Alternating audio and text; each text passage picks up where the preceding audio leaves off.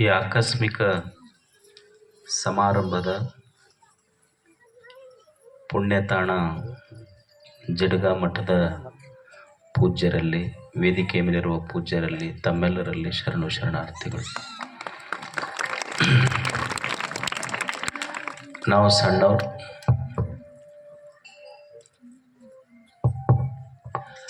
ನಾವೆಲ್ಲ ಸಣ್ಣವರಿದ್ದಾಗ ಈ ಭಾಗದೊಳಗೆ ಒಬ್ಬರು ಮುತ್ತೆಯವ್ರ ಹೆಸರು ಕೇಳ್ತಿದ್ವಿ, ಅದು ಜಡಗ ಮುತ್ತೆಯವರು. ಅವರನ್ನು ನಾವು ನೋಡಿರಲಿಲ್ಲ, ಅದನ್ನು ನಾವು ಸಣ್ಣವರಿದ್ದಾಗೆಲ್ಲ ಜಡಗ ಮುತ್ತೆಯವ್ರದ್ದು ಅಷ್ಟು ಪ್ರಭಾವ. ಅಪ್ಪವ್ರು ಕರ್ಕೊಂಬಂದ್ರಲ್ಲಿ ಬಂದು ತೋರಿಸಿದ್ರು. ಇದು ಏನೂ ಇರಲಿಲ್ಲ. ಅಪ್ಪವ್ರು ಮೊದಲು ಹಾಕಿದ ಕೊಂಪಿ ತೋರಿಸಿದ್ರು. ಅವರು ಇಲ್ಲಿ ಮೊದಲು ಬಂದು ಕೊಂಪೆ ಆಗಿದ್ರು ಗುರುಗಳು ಅಂತ. ಅವರು ಕೊಂಪಿ ಹಾಕಿದ್ರು, ಇವ್ರು ಇದನ್ನು ಹಂಪಿ ಮಾಡಿದ್ರು ಅಷ್ಟೇ. ಇದು ಅವ್ರ ಗುರುಗಳು ಅವರು ಮಠ ಕಟ್ಟಿದ್ದಕ್ಕಿಂತ ಹೆಚ್ಚಾಗಿ ಭಕ್ತರ ಹೃದಯದೊಳಗೆ ಒಂದೊಂದು ಮಠ ಕಟ್ಟಿದ್ರು. ಅವರು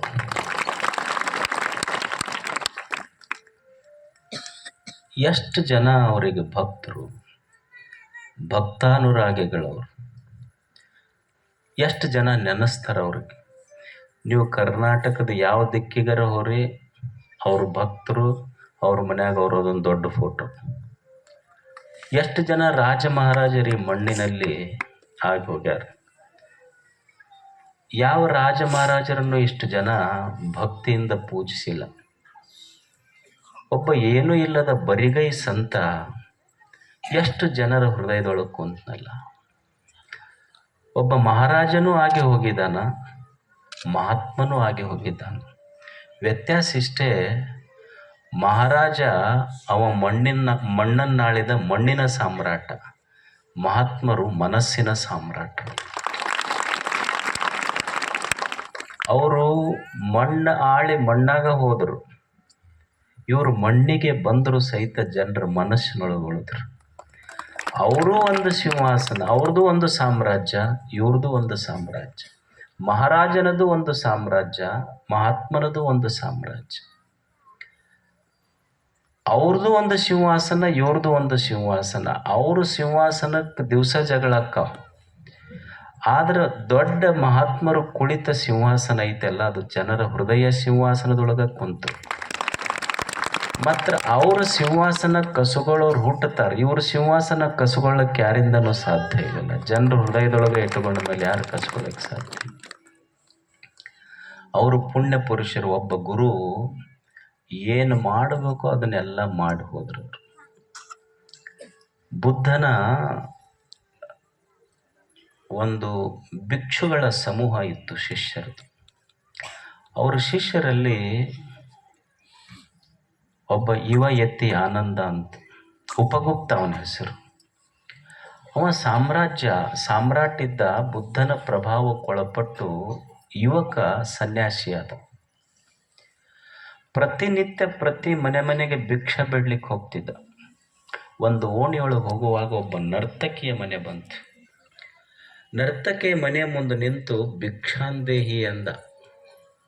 ಆ ನರ್ತಕಿ ಉಪಗುಪ್ತನಿಗೆ ಹೇಳ್ತಾಳ, ನೀನು ಯುವಕದೆ, ಹೊರಗೆ ನಿಂತೇನು ಭಿಕ್ಷಾ ಕೇಳ್ತಿ, ಮನೆಯೊಳಗೆ ಬಾ.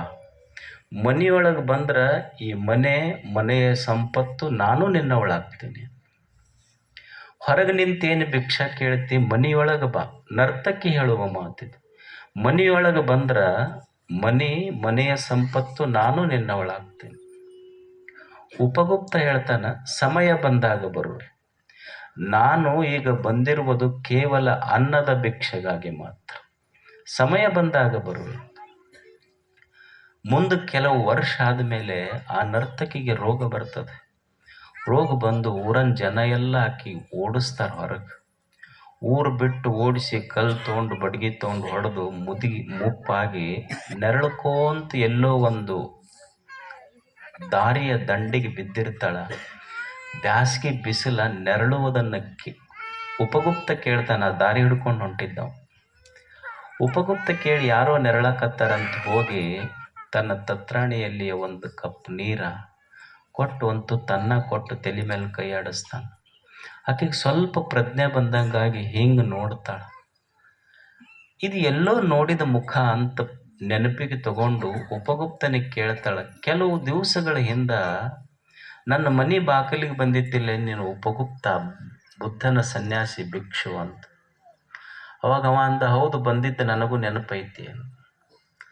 ಅವಾಗ ನರ್ತಕಿ ಹೇಳ್ತಾಳೆ, ಅಲ್ಲ ನನ್ನ ಹತ್ರ ಯೌವನ ಇತ್ತು, ಸಂಪತ್ತಿತ್ತು, ಎಲ್ಲ ಇತ್ತು, ನೀ ಇದ್ದಾಗ ಬರಲಿಲ್ಲ, ಈಗ ಬಂದು ಎಲ್ಲ ತಗೊಂಡು ಏನು ಮಾಡೋದು ಅಂತ.